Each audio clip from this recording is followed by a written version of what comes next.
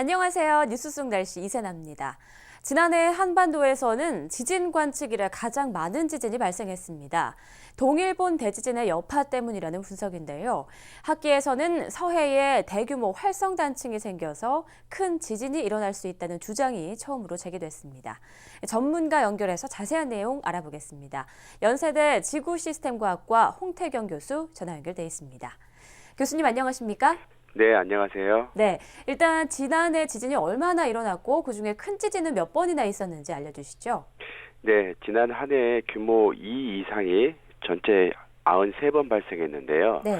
이 지진 횟수는 역대 1978년 이후로 관측 이래로 가장 많이 발생을 했습니다. 네. 근데 이 가운데 규모 4.9짜리가 또 두 차례 발생을 했거든요. 네. 5월 18일 백령도 인근에서 한 차례 발생을 했고 또 신안군 앞바다에서 또 똑같은 규모 4.9짜리가 발생을 했습니다. 이 규모 4.9짜리도 굉장히 또 이례적이라고 할 수 있는데 우리가 1978년 이후로 관측이 시작됐는데 그 가운데서 규모 5 이상이 5회밖에 발생하지 않았습니다. 그러다 보니까 규모 4.9라면 역대 6번째에 해당하는 큰 규모의 지진인데요. 이것이 한 해에 두 차례나 작년에 발생하게 된 것입니다. 네. 지진도 굉장히 많이 발생했고 또 큰 지진도 이례적으로 좀 많이 발생해서 좀 불길하다는 생각이 드는 분들 많을 텐데 이런 현상에 대해서 기상청에서는 대지진의 전조가 아니다라고 얘기했다고요? 네, 기상청에서는 작년도 한 해에 서해상에서만 전체 52차례가 발생을 했는데 특별히 보령 앞바다 지역에서만 30회가 발생을 했었거든요. 네. 그런데 이제 기상청에서 이것이 대지진이 아니라고 이제 부장은 일단은 현재로서는 대지진이 날 만한 더 큰 뚜렷한 증거가 없는 상황이기 때문에 보수적인 평가를 한 것으로 보이고요. 향후 더 여러 가지 현상이 관측이 되거나 어떤 단층대가 확인되거나 한다면 그 주장이 이제 바뀔 수도 있을 거라고 생각이 됩니다. 네. 이에 대해서 교수님 생각은 좀 기상청의 주장과는 좀 다르다고 들었습니다. 어떤 생각이신지 좀 설명해 주시죠. 예, 저 같은 경우에는 이 동일본 대지진이 발생하고 나서 한반도에서는 지진 발생 빈도가 급격하게 증가되는데요. 네. 하지만 작년도 같은 경우에는 동일본 대지진이 발생하고도 2년이나 흐르는 시점이었습니다. 하지만 이제 2011년 동일본 대지진이 발생하고 나서 한반도에서는 발생 후 1시간 이내에 12번의 크고 작은 지진들이 집중적으로 한반도에서 발생을 하게 되거든요. 네. 이런 현상이 조금씩 유지가 되다가 작년도에 와서 급격하게 보령 앞바다와 서해 인근 해상에서 급격히 증가하는 현상으로 관측이 되고 있습니다. 그런데 이 관측된 지진들을 보게 되면 특별히 동일본 대지진 후에 일본 열도로 끌려가는 이런 현상에 의해서 단측면의 발달 방향이 일본 열도 방향과 상호 관계를 보이면서 발달하는 현상을 보이게 됩니다. 네. 이러한 것들이 동일본 대지진의 여파로 한반도에 발생하는 지진들이 증가하고 있다는 그 증거가 되겠고요. 또 작년도에 보령 앞바다에서는 또 어떠한 일이 있었냐면 특별히 한 개의 방향으로 단층대가 발달하는 듯한 지진 분포가 관측이 되거든요. 네. 이 지진 분포가 북동 방향에서 남서 방향으로 길게 뻗어 있는 그런 모양을 띠고 있는데 이러한 모양은 이곳에 어떠한 단층대가 존재하고 있음을 의미하고 있습니다. 그래서 이 단층대의 규모가 어느 정도 되는지 확인하는 작업이 필요한 거고요.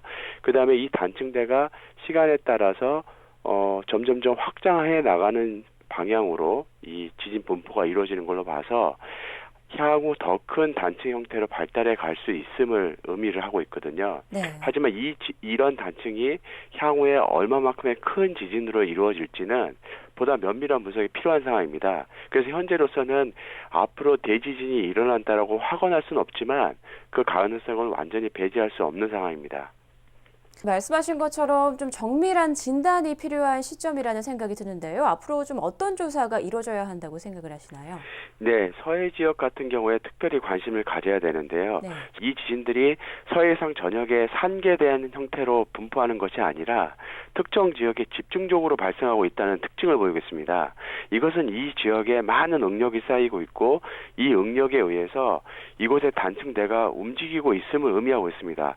그래서 이 서해 지역 같은 경우에는 과연 단층대가 존재를 하는지, 존재하면 그 규모가 어느 정도인지, 그러면 그 규모를 파악하게 되면 향후 발생하게 될 지진 규모의 크기는 최대 얼마 정도까지 될지를 파악하는 일이 급선무고요. 네. 그뿐만 아니라 한반도에는 이 우리나라 울진 앞바다 같은 경우에도 많은 지진들이 발생을 하고 있거든요. 그리고 또 앞서 말씀드린 바와 같이 수도권 인근에는 우리가 많은 인구가 모여 살고 있는데 과거에 또 큰 지진들이 발생한 전례가 있습니다. 이러한 지진에 의한 효과가 또 얼마만큼 이루어져서 피해가 어느 정도 연결될지 이런 거에 대한 기초조사들이 전혀 이루어지지 않고 있는 형편이거든요. 네. 좀 더 다양한 연구 지원과 그 집중적인 투자가 필요한 사항입니다. 네, 무엇보다 서해 단층대의 그런 정밀한 조사가 좀 필요하다라는 말씀을 해주셨는데 그와 더불어서 좀 대비책도 세워놔야 될 것 같다라는 생각이 듭니다. 우리나라는 사실 이 지진에 대비한 어떤 내진 설계 기준이나 이런 것에 대한 구체적인 방안이 없는 걸로 알고 있는데요. 어떤 대책이 필요할까요? 예, 최근 들어서 우리나라에서는 지진재해 대책법이라는 것이 통과되면서 지진재해에 대비해서 많은 부분이 이제 보강되고 보완책이 이제 제시되고 있습니다. 하지만 여전히 이 내진 설계라든가 내진 설계가 구축된 현황을 보면은 굉장히 턱없이 부족한 상황인데요. 네. 특별히 서울시를 예를 들어보자면은 공공건축물이나 학교의 경우에 약 20%에서 30% 정도의 건축물만이 내진 설비가 완비가 되어 있습니다. 나머지는 아직 굉장히 지진에 취약한 형태라고 할 수 있는데요. 이것은 향후 차차 보강이 되긴 하겠지만 이런 보강들이 이제 빨리 시급히 이루어져야 되고요. 또 앞서 말씀드린 바와 같이 서울시는 인구가 굉장히 많이 모여 살기 때문에 큰 지진 한 번으로 굉장히 큰 피해가 연결될 수 있거든요. 우리가 앞선 그 IT 지진 같은 예를 보게 되면 규모 7.0 지진에 의해서 22만 명이 사망을 했었는데 이 서울 수도권 같은 경우에는 인구가 1,200만이 넘는 인구가 모여 살고 있습니다. 네. 이곳에서 규모 7이라든가 그거보다 작은 지진이 발생하게 된다면 그 피해는 어마어마할 수 있거든요. 그래서 과연 지진이 발생하게 되면 수도권 지역에서는 과연 지진동이 얼마만큼 크게 발생하게 되고 이 수도권 안 지역이라도 각 지역별로 얼마만큼 진폭이 일어나고 어느 지역에 더 큰 피해가 연결될지에 대한 정확한 분석이 이루어져야 됩니다. 네. 하지만 이제 현재로서는 그런 분석은 전혀 이루어지지 못하고 있고 또 시도도 하지 못하고 있는 형편입니다. 그러니까 이러한 종합적인 기초적인 자료부터 축적이 시급히 이루어져야 할 것입니다. 네, 지진에 대비한 내진 설계 기준이 있긴 하지만 아직도 많은 보강이 필요하고 또 특히 수도권의 지진에 대한 분석과 대비책이 좀 집중돼야 한다라는 말씀까지 해주셨습니다. 네, 오늘 말씀 고맙습니다. 네, 감사합니다. 기상청과 관련 학계에서의 분석이 엇갈리고 있습니다. 분명한 건 보다 정확한 진단이 필요하다는 건데요. 기상청에서는 활성 단층 조사는 돈이 많이 필요한 대규모 사업이기 때문에 완벽하게 계획을 세워서 내년부터 시행할 예정이라고 밝혔습니다.